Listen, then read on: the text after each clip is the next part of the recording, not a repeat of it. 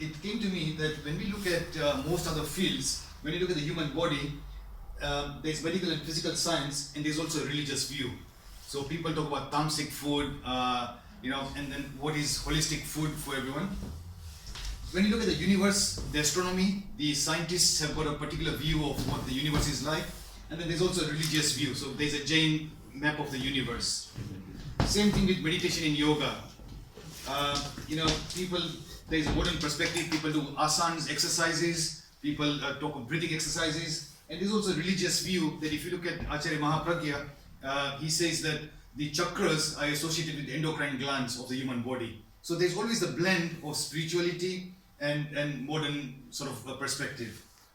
If you look at nature, there are all these people who believe in environment, conservation, and also if you look at the religious point of view, our Acharam Sutra is also mentioned about all life forms have got souls, and therefore we should be considerate for each other's well-being. Same thing with nutrition, science and health, there's a religious view, what kinds of foods are good. So then it occurred to me, how can we apply finance or finance theory to Jainism, and in particularly derivatives. Now derivatives are a very particular form of finance, like most people know about shares and bonds, and derivatives are something quite special. They started since the 1970s and they've now really exploded. And many people sometimes say that one of the reasons for the financial problems, like Warren Buffett says, that derivatives are sometimes like toxic waste. Because if people don't use them properly, you can magnify your profits and you can even magnify your losses significantly.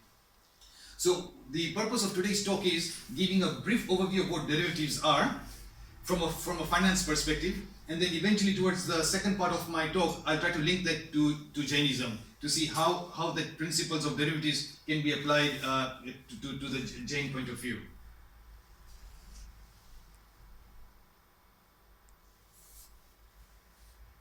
Now, let's just say, for example, Jain Vishwa Bharati is an organization. So this is a charitable organization. But let's assume for now that this was a limited company. And as many of you know, that Jain Vishwa Bharati has got ambitions to purchase a property and they want to relocate so that they can carry out its activities. Let's say, for example, that Jain Vishwa Bharati wants to purchase a property and they need £1 million. So if they need £1 million, what are the sources of income? Let's for now not consider that Jain Vishwa Bharati is a charitable organization. If it's a commercial property, then there are one of two ways of getting obviously finance from the banks, but if one of the other ways would be shares. So JVB can say that I'm going to issue a share, we are going to issue 1 million shares, each share is going to be £1. And it tells to the public, please buy the share of our company, and if million shares are people contribute £1, then JVB gets his £1 million. The question is that why would you want to buy a share of JVB? You would then think, what is JVB? What's the business of JVB? JVB does Preksha meditation. They might be conducting workshops, shibirs, they'll be doing education. And each of these activities, let's say, because it's a commercial entity, then each of these activities will be paid for. So if we have a Preksha meditation camp, we'll be charging money for it. If we have got an education or something, so you would think that if JVP has got a very unique business proposition, and through all these activities, Gyan Shala, through all these workshops, shibis, in each of them, it's going to become a very popular activities they're going to be doing, then JVP will be able to raise much more money, and my £1 share will actually increase in value. So that's why you would like to purchase JVP share. Now, from a JVP's perspective, what happens? Why would they not want to issue shares? Because what happens is the control, JVP loses its control, because now the company belongs to each person who holds the share. So if you own £1, so some people say, I don't want to invest £1, but I want to invest £10,000. So you've got now higher percentage holding in JVP. And if someone owns £500,000 of shares, then they've got a significant percent. So they're almost 50% of the company owns with them. And so whatever they say has to be, the JVP has to move along according to their wishes. So by issuing lots of shares, JVP loses its ownership structure. So the other way of raising finance for JVP is to issue debt. Saying we want to have control ourselves, that the committee says we want to have control, we will actually issue a bond or a debt. So we got £1 million and we'll tell the public, please lend us some money and we will give you money back in 2 years times, 5 years times and 10 years times. And you'll say, why should I lend you money? We'll say, we'll give you interest. And so the interest will be dependent on the riskiness of JVB, how people perceive. So sometimes in the past, people used to get interest rates of 5%, 6%, 7%. Now the interest rates environments are very low. So you can say we'll give you 2% interest, which will be much better than putting in the bank. So in that way, then what happens is that you lend JVB money, and JVB will sort of obviously carry on its activities with a view that JVB has to give the money back to you with interest after 5 years or 10 years, whatever is the agreement. So these are the two main sources of finance. In that way, the ownership structure, the control and management still resides with JVB. JVB has just borrowed money from the public, and the obligation is gone back to them. So these are the two main sources. Now, derivatives are a recent innovation in a separate class of financial instrument. Derivatives are actually traded. So just like you can buy shares on the market, you can look at the FTSE and you can buy shares. Derivatives, you can also go to the market and you can actually buy and sell derivatives. Now, what does it mean? It's quite simply an instrument that derives its value from something else. So that's what derivatives is, derivatives. So before we look at the financial products, let's look at an example of what a derivative is. Let's take, for example, a car insurance premium. When you have a car insurance premium, what happens is you're going to pay a premium to an insurance company with a view that if you meet with an accident, the insurance company is going to pay you the full value of your car back. But if you look at it, and the question then arises, how does the car insurance company charge its premium? How come sometimes the premium is £400, sometimes it's £700, could be, if it's a young driver, then it's going to be £2,000. So this is where you have to look at it, that the car insurance is actually an option. So for example, if you had a minor dent on your car, are you going to go to the insurance company and claim? No. So by taking that account insurance premium, you've got an option. You don't, so it's very important to know that when we talk of derivatives are also called as options. And this is a very, very important thing you have to keep at the back of your mind, that it's an option for you. You've paid a premium, and after paying that premium, the choice is yours whether you want to make a claim or not. Obviously, if it's a minor dent, you know that if you're going to make a claim, then the insurance premium will go up the next year. So it's very important for you to know that, so it's an option, the choice is yours. And I'm really emphasizing the word option and the choice, because that's where the financial derivatives will come into picture. Let's look at the social class, social class. For example, Jainism says that we are all pure souls, but still the value of you depends.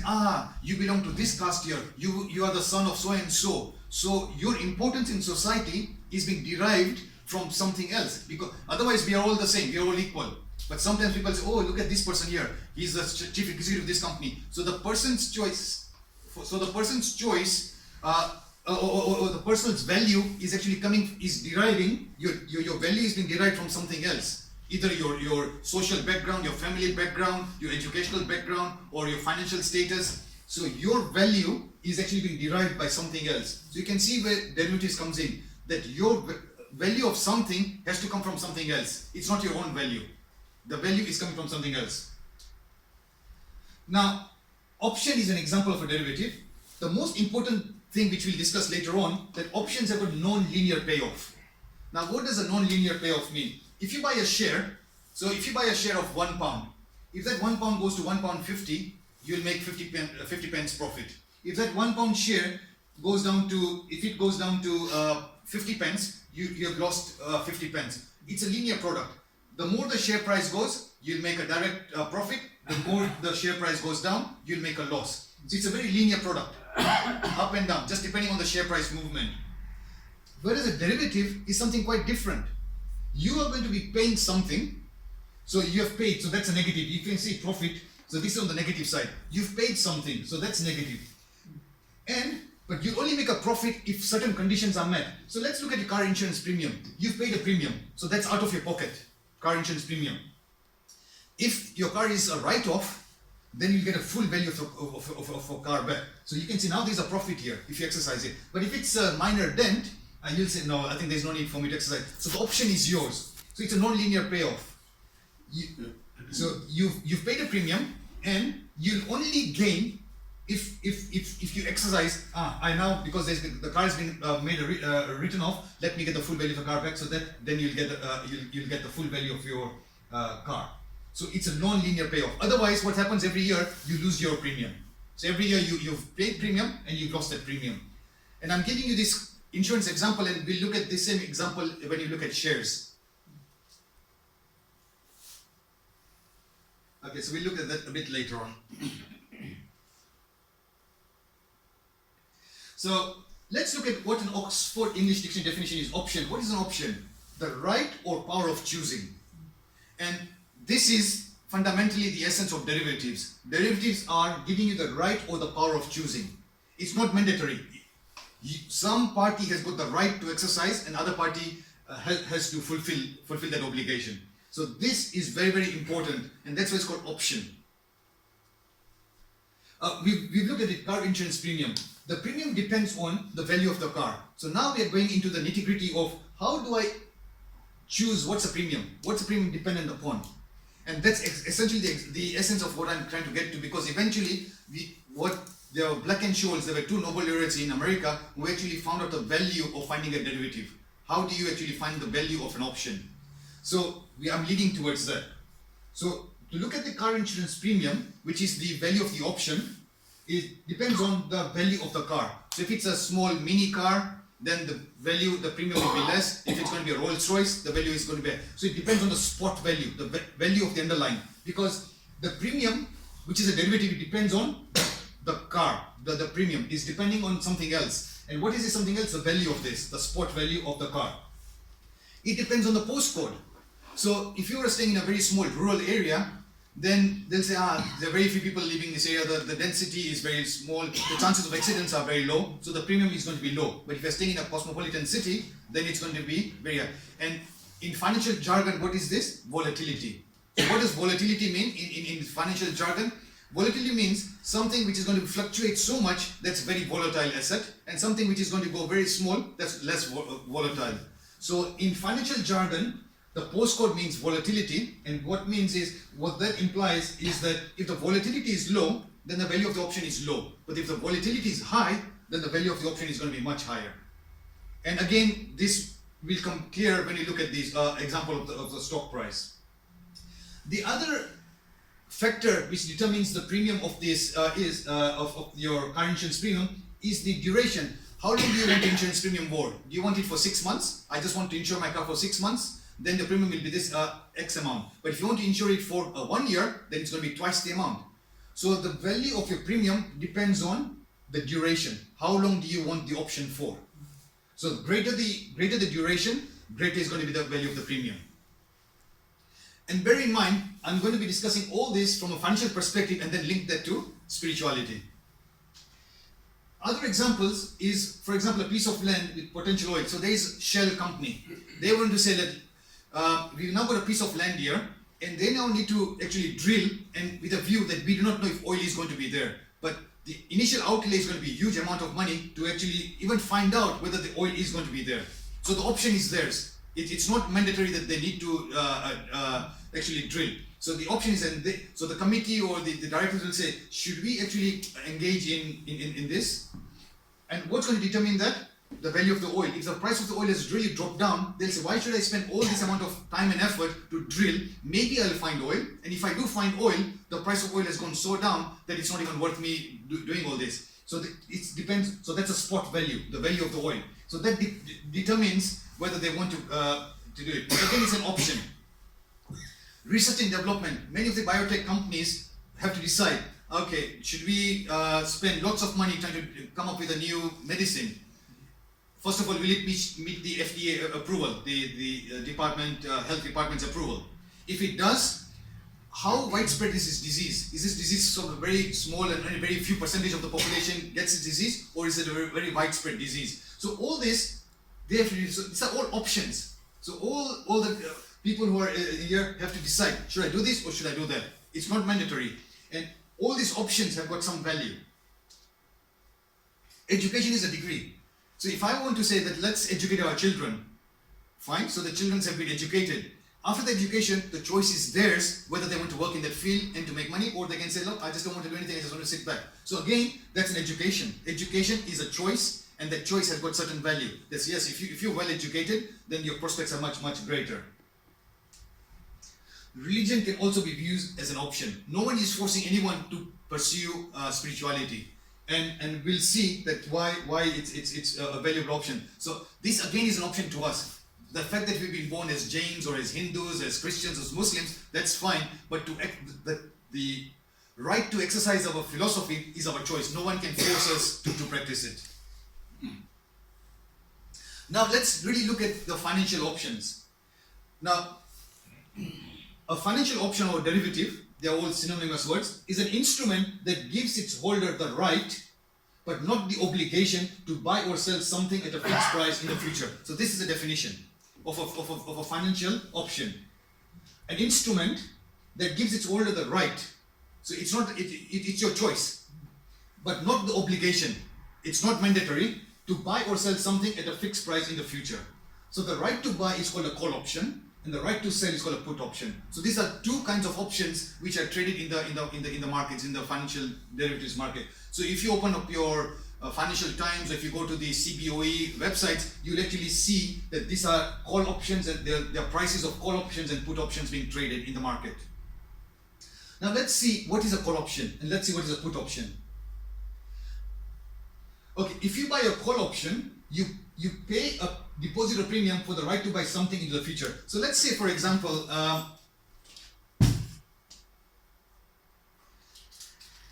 so JVB share price is £1. So what's going to happen? You don't want to buy the JVB share, but you'll say, in fact, I think that's the next example. I'll discuss that a bit later. But let's just understand what these call options are. If you buy a call option, you pay a deposit or premium for a right to buy something into the future. So what are you trying to do? Is I'm going to be paying a premium, and you got a piece of paper saying I've paid 20 pence or 50 pence, so I've paid some premium, and with this piece of paper, you got the right to buy something into the future for a fixed duration. So you can say that this contract is valid for 6 months, and I've got the right to buy something in 3 months' time, or 6 months' time, or a year's time, depending on what contract you choose. So if you've bought the option, the person who is selling, because there are always two parties. When you buy a share, that means someone has sold the share. It doesn't come out of thin air. So whenever you buy something, someone has actually sold it. There are two parties to a transaction. So the seller of the option is forced to sell it to you at the agreed price. So the choice is yours. When you say you've got the right to buy something, so when you've paid the insurance premium to the car insurance company, then it's mandatory for them to pay if your car is a write-off. Then it's not their choice. The choice is yours to exercise. So one party has got the choice, the other party has to fulfill its obligation. So that's very important. One party has got the choice, the other party has to fulfill the obligation. You decide in the future whether you want to buy it or lose your deposit. So that's a call option. So here you gain as the market rises, and again I'll show that to you. A put option is very unique, and this is one of the prime reasons why derivatives have become quite popular, because there's a very common concept in finance which is known as shorting. You can short the market. What does shorting mean? Is you can sell something with a view of making money. So traditionally, think of it, most people when they buy something, the idea is to make money if the price goes up. If the price goes down, then you lose money. There's a novel concept, how can you make money in a falling market? If something is going to be dropping, how can you make money in something which is falling? And that's where the put options comes into the picture. You can make money in a falling market. Most of us were always used to it. If I buy something, if I buy a house, if the house goes up in value, I've made a profit. You buy a share, if the share price goes up, you've made money. If the share price goes down, you've lost money. But the opposite is, how can you make money in a falling market? You know that right now the markets are at all-time high, and you've got a very strong feeling that maybe the markets are going to go down. So this is where the put options come in. If you buy a put option, you pay a deposit. So you've again paid a deposit for the right to sell something into the future.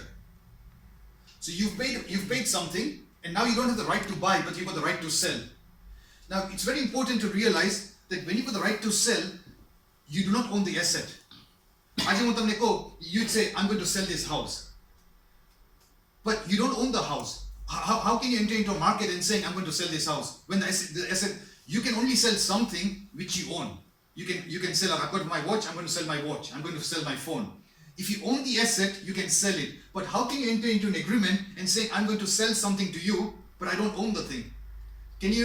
Is there any way you can think of how you can do that? How can you enter into a market, into an agreement, saying, I'm going to sell you something. I enter into agreement with you that I'll sell you something. I'll sell this pen to you. But I don't own this pen. I don't own this. So when will I enter the market? Any ideas how you can make, why would I enter into that argument? I'll tell you that I'll sell this to you in 6 months' time at £1. Why would I want to enter into that agreement? Think that it will go down. Exactly. So if I have got a very strong feeling that the price of this pen is going to go down to 50 pence in 6 months' time, I will enter into an agreement saying, okay, I've entered an agreement, I'll go to the market, buy it for 50 pence and I'll sell it to you at one, because I've entered into an agreement that I'll sell it to you for £1. So I made money in a falling market. If my guess was wrong, if this price of pen becomes £2 in 6 months' time, I've lost my deposit. I've paid a deposit to sell something into the future. So if my bet was wrong, then fine, I've lost that 20 pence. So whatever the deposit or premium I've paid. So you can see that when I enter into a put option, if the price goes down, I make money. In a falling market, I make money, and I've paid a small premium for that. And that's exactly what happens to shares. So put options, you make money in a falling market. Call options, you make money in a rising market. Why will I make money in a rising market? I've got the right to buy. So I paid a premium, and I've got the right to buy something. So okay, I say that I've paid a premium 50 pence, and I said I've got the right, so you now own the pen, and I've got the right to buy it from you at £1 in 6 months' time. Why would I want to say I'll buy this at £1 in the future? If I think it's going to be going to £2, I can then come back to you in 6 months' time and say, you remember this contract, I paid a deposit premium, and now I've got the right to buy it from you at £1, and the price in the market is at £2. So I'll come to you and say, okay, let's exercise this obligation, give me this pen for £1, and I'll sell it in the market at £2, I made £1 profit. So in a call option, I make money in a rising market. In a put option, I can make money in a falling market. And in both, I pay a small deposit. In this, suppose I've entered into an agreement to buy it to you at £1. And suppose that the price of this pen becomes 50 pence in 6 months' time. Why would I want to buy it from you at £1? I can go to the market and buy it at 50 pence. Why would I want to exercise my option? I will not. I lose the premium. So this is a very nice way of saying that you're paying a small premium with a view of either in a rising market or in a falling market. Here you gain as the market drops, and it's known as shorting. Okay, so now let's exactly look at a real example of a share. Share price of JBB today is £1 per share. So you can go into this cboe.com, or if this was a listed company, or you can go to LIFFE, Life. So for UK stocks, then there's a website called LIFFE where the options are traded, and for American stocks is cboe.com. So Apple stocks or Microsoft, you can go there and you can see the value of the call options and the value of the put options. So you can go and say, okay, let's check the price of buying a call option. Let's say that you can, and options are traded in such a way you can choose the strike price. What is the strike price? The price of JBB is £1 today. You can choose what you want to deal with. There'll be a strike of 1.1, 1.2, 1.5, £2. There'll be different strikes. And what does this strike mean? That you've got the right to buy JBB shares. So you don't own JBB share right now. You are going to be paying a small premium. That premium is going to be dictated how much you're going to pay. And with the right to say, I want to buy JBB share in 6 months' time or 1 year's time, depending on what duration. So there are different durations which are listed on the market here. Whether you want to go for 3 months, whether you want to, because if you go for a 1 year option, you have to pay a higher premium. If you go for a 1 month option, you have to pay a lower premium. So depending on all the duration, you're going to choose which one you want. So you can say, okay, I want to go for a 1 month option. I want to buy JBB. I've got the right to buy JBB share at £1.50. And I'm going to be paying a premium of 10 pence. So you have actually entered into a contract. You have paid 10 pence to the broker. You got a piece of paper, not literally, it's an electronic transaction, which gives you the right. You've got the right now because you've got the option to buy JBB share at £1.50 in 1 month's time. Why would you enter into this agreement? Because if you feel that in 1 month's time, JBB share is going to become £2, £1.80, £1.90, you will then say, I exercise my option, and I'll say, okay, then you can buy it at 150. You don't have to go at that time. In 1 month's time, let's say JVB share is at £2. You don't have to buy the share at £2. You can say, I've got this option. I've got the option to buy it at £1.50.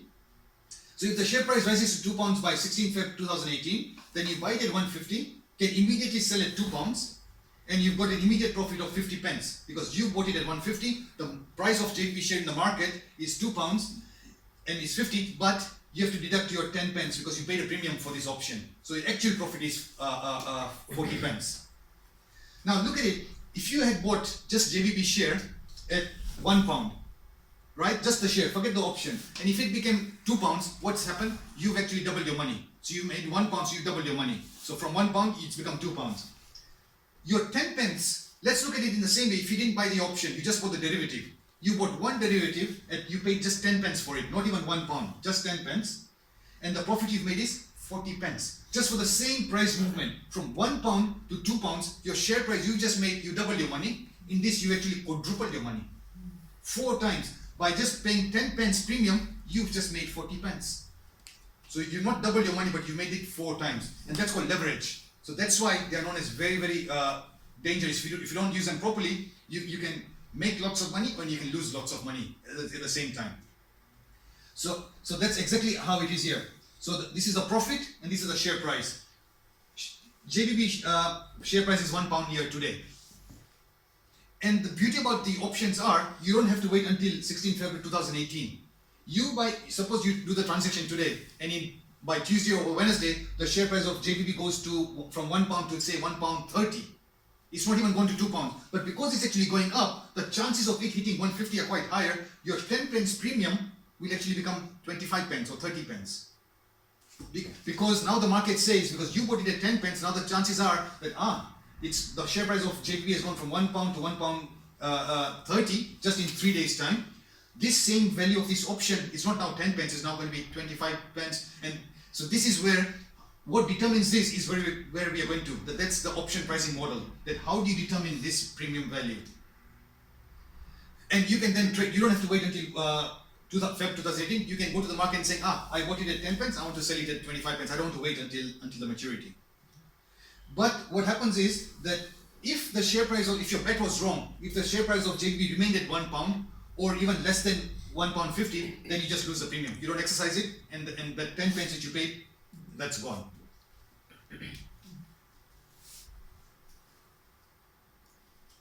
Yeah, is it okay so far? Yeah. So the same agreement we can exercise before 6th also. We can, like, suppose the strike price is 1.5. Yeah. And the agreement completion date is 6th Feb, but 30 days. Yeah. We can exercise it before that. You can exercise it in the meaning that you can sell the options beforehand. You're not. Traditionally, what happens is that for me to explain to you, I'm saying that you can actually go and get the shares. But you can just literally say before 16th Feb 2018, you can say, the price has gone up from £1 to £1.30. This value of the option which you paid at 10 pence will go up to 25 pence. You can go and close the contract, and that's it. So you can do it. So you don't have to buy the premium. So you can close the contract even before this.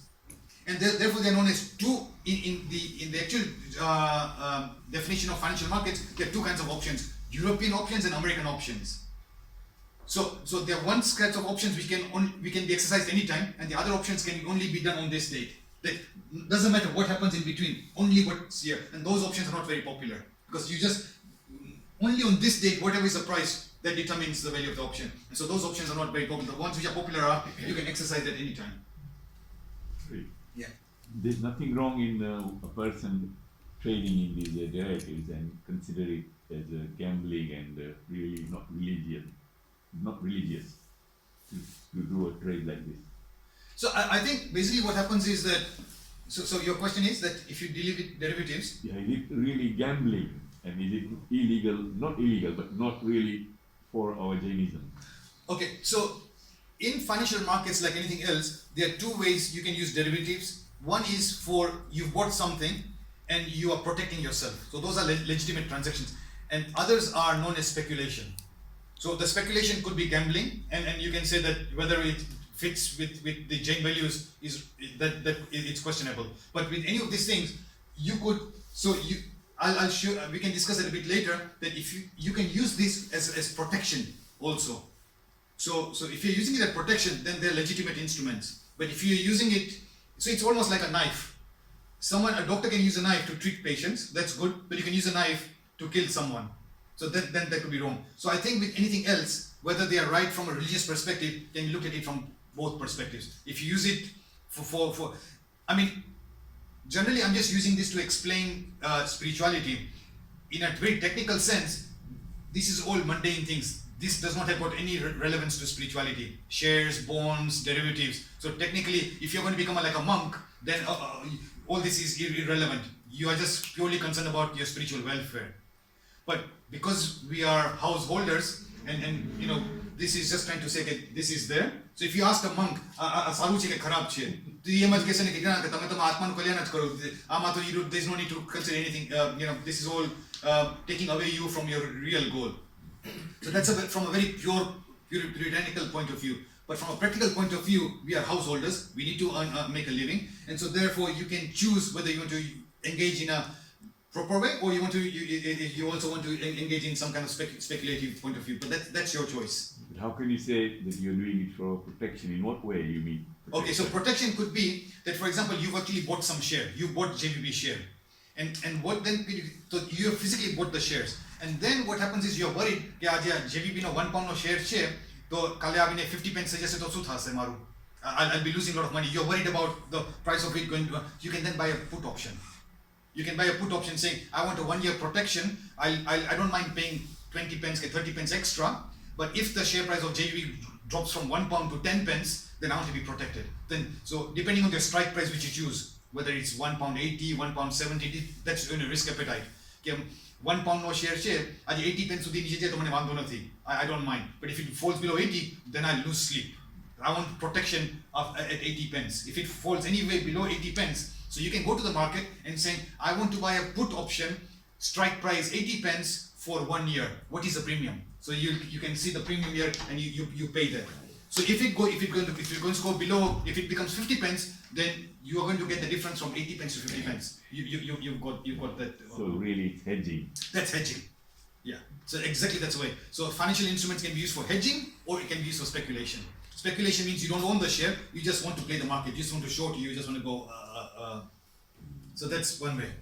Rajeev, just a quick question. When you're shorting like this, does it tend to be a very short time period, or can it be a long time period? Options go from 1 month, 3 months, 6 months. So the duration, there are even 1 or 2 year options. Okay. I've not. Not long term, right? No. You know, I see where Kaka's kind of like talking in terms of like whether this is in a way in a form of gambling. Right. Like just from a different perspective, like if you put your money in a building society, although you only get 1% today, but there's a government guarantee that money is safe. Yeah. Or if you buy something like premium bonds, whatever money you buy, what number of premium bonds you buy, that money is guaranteed that you get the same amount back. Right. Whether the value reduces with time is irrelevant, but the money is safe. With this, there's no safety as such, because in a sense, you are speculating all the way through, and you've not got inside information whether this company is going to go up or down. Right. So unless you've got actual knowledge of the company to a real depth to know that I know that this company is now heading towards making a lot of money, so this is what I'm going to do. Right. I put a call option in to say that this is going to go up, and hey presto, 6 months later, I made good money from it. Yes. Yeah. But again, because it's speculation, is it not actually still a form of gambling? I think per se, I think the real answer should be it is. So whether you buy shares, whether you buy bonds, there is some kind of reward in it. So you obviously want to get some gain out of it. So essentially, bonds less so, but shares it is. So even shares is a form of gambling. After all, you can do all the analysis of looking at PE ratios, this and the other. After all, you can get the best brains in the world, but after all, it's still speculation. So if you really want to go to the real bottom line, that it is a form of speculation. Yeah. I mean, Can I just explain to Kaka? Yeah. gambling is not the right word for this. Frankly, if I look out and I see, I think it's going to rain, Yeah. and I decide I will take umbrella or not take umbrella. Yeah. Okay. Now I might choose not to take an umbrella. Yeah. It rains, I get wet. Yeah. So that's my option. It's not gambling. I made a decision. No, but I think if you look at it, okay, but if you buy a share, Yeah. right, you're buying a share with a view of it going up. If it goes down, so in a way, if people say, "Oh, stock market, I'm playing the stock market." After all, you are playing with a view of making money, so you're taking views. So whether you call it bets, Gambling is not the right word. Frankly, honestly, I say, because some people have sort of not conducted themselves very well, yeah, and they lost money, right, and then that has consequences. right, It's got a bad name. sure, So the idea is to apply proper investment principles, right, and not sort of get too carried away and get into like this form of gambling. But Right. the basic philosophy is investment. right. That's Yeah, it. so I think in financial market you can call it investments, and if you look at any small print, investments can go up or can go down. So after all, it's an informed choice. Yeah. So you know, if you want to be it's like a very crude language. If you want to use it very crudely, it's gambling. But if you want to use it from a very sort of financial jargon, then it's an investment. It's an informed choice. You have to go with a very well knowing that this is the risk I'm entering into, and that's a very important part of the financial markets, that they really want that the client should understand what risk they're getting into.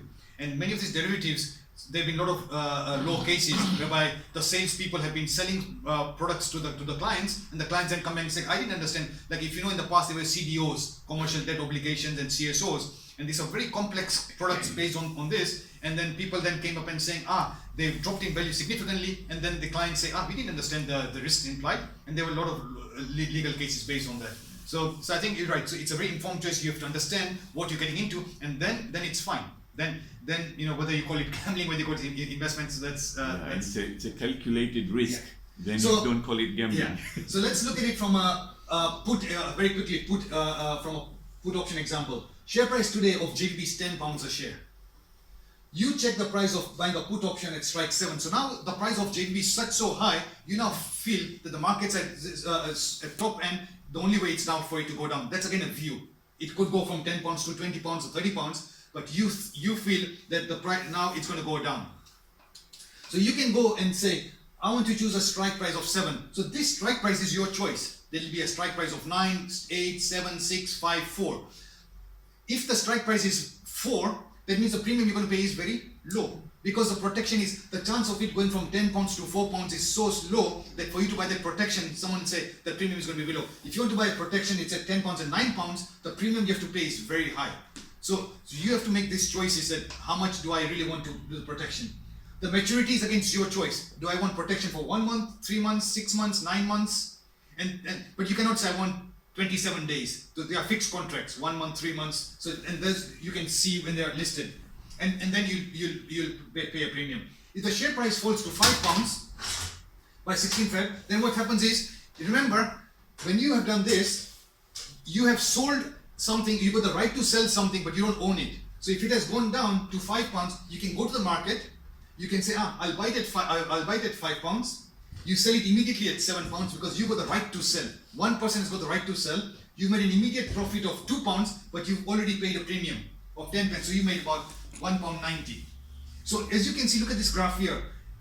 Share price, this is share price increasing, but as the share price is going down, down, down, down, your profit is going up, up, up. So these are the two ways of literally saying, when I said in the first slide, non-linear payoff. It's not going, linear payoff is just like this, a share price. If something goes this way, that's a linear payoff, but this is a non-linear payoff. So if you look at a call option, you make money in a rising market. So as you see, the share price is going up, up, up, up, and your profit on this side is going up, up. So you make money in a rising market in a call option, and in a put option, you make money in a falling market.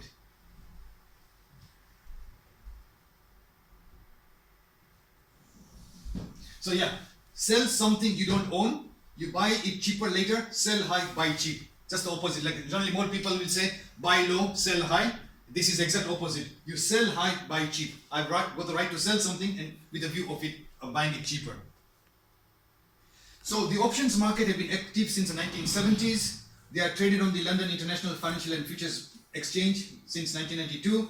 At present, options are traded on shares of approximately 70 major UK companies. So they have to be quite listed companies for you to trade options. So some of the smaller companies don't have options listed. And options are traded just like shares and bonds. So you can go to these websites and trade on this. So this is a real example of what you can see, what you will see when you go in there. So you can see that these are the strike prices here, 10, 12, 50, 15. So these are the different strike price. Then you will see strike price, maturity, whether it's July, August, September. So there's going to be a strike price, there's going to be a maturity, and then obviously there's a bid ask on this. So it's like on Microsoft. And this is call options, and on this side this will be put options. Now, the real crux of today's talk is, how do you come up with this option value? How do you determine what is the value? Do I pay 10 pence premium? Do I pay 30 pence premium? How do I come up with this value of this option? And Scholes, Merton, and Fisher and Black, these were Nobel laureates in USA in about 1970s, scholars, financial scholars, and they did a lot of brainstorming and came up with a magic formula, and then they got a Nobel Prize. So they came up with all this research. How do I determine the value of this option? Now, this value of the option is almost like a black box. Let's look at it. So if you went to a restaurant and saying, I'll count the fine share, very nice food. What happens is you've got the ingredients, then there's a process, recipe and method, and then you get the output. Again, with spirituality, you've got the knowledge, then you've got some process. This is how you should be doing meditation, yoga, and then hopefully there's an output. Same thing with these financial markets. They said, let's look at some inputs. What are the key parameters which determines an option value? So these are some inputs. There's going to be some formula, some magic formula, and then I'll get the output value. So it's almost like saying, okay, so this is my calculator. Let's put some inputs here, and there'll be an output, like a computer. And so what was their formula? So they came up with this complex formula here. So this is what they came up with, that my value of my call option, the premium, is going to be dependent on this formula here. Sounds very complicated, and obviously I'm not going to be here to deriving this, but let's look at what are the key factors and get an intuition of what determines this option value. What is the value of this call option, or what is the value of this put option? So the value of the call option depends on S. S is a spot price. Let's understand that if JVB is at £1 a share, I want to buy a call option at strike 150. But if JVB share price is £7 or £10, then my value of my call option will be much higher, because my underlying value is very up. So it's almost like a car insurance premium. How much insurance premium do you have to pay for a Mini, or if it's a Rolls Royce? So if the value of the underlying, so you remember derivative, it derives its value for something which is underlying value. So the underlying here, what is the underlying? The share price. If the share price of this particular stock is going to be high, the spot price, whatever the price of this is, then my value of my option is going to be higher. So that's really important to bear in mind. If my value of my underlying is high, then my value of my option is going to be higher. So that's your S. Let's look at the K. K is called the strike price. So now I got JVB is £1 a share. If I want to say that I want to buy an option at strike £1.20, then how much premium will you pay? Quite a lot, because the chance of going to from £1 to £1.20 is quite high. But if it's like I want to buy an option to buy JVB at £2 a share, the chances of it going from £1 to £2 are quite low. So your premium is going to be lower. So that's your strike price. Interest rates. We'll discuss interest rates later. Time is quite intuitive. If you have got a car insurance premium, if you have got an insurance premium for 6 months, you have to pay less. If you have to got an insurance premium for a year, you have to pay more. So the option value depends on time. Shorter the time, shorter the option value. Longer the time, greater the option value. So we will look at that. And last thing in this D1 formula is this, known as volatility. And volatility is also a very, very important parameter for determining the option value. And if you think of it, again, it's very easy to consider it in terms of the car insurance. If there's a lot of volatility, if you're staying in a city, lots of cars, lot of traffic, volatility is high, the value of the premium is going to be higher. But if you're staying in a small village, then the value, so the low volatility, so stocks, so generally in the past, utility stocks had very low fluctuations. electricity companies, water companies. So if you look at the options value, will be lower. But if you look at biotech companies, technological companies, their option values will be much higher. And that depends on volatility. So just to give you a rough sense, electricity companies could have volatilities of 12%, 15% volatility. Some of the technical companies I've seen have got volatilities of 150%, 170. So huge volatilities. That a price can go from 2 to 4 or can go 2 to 1 in a short period of time. So that's what volatility means. That it's right now the price is £1 and £1 can jump to £5 or £1 can jump to, it's almost like cryptocurrencies right now. Huge volatilities. They have options. Huh? The cryptos have options.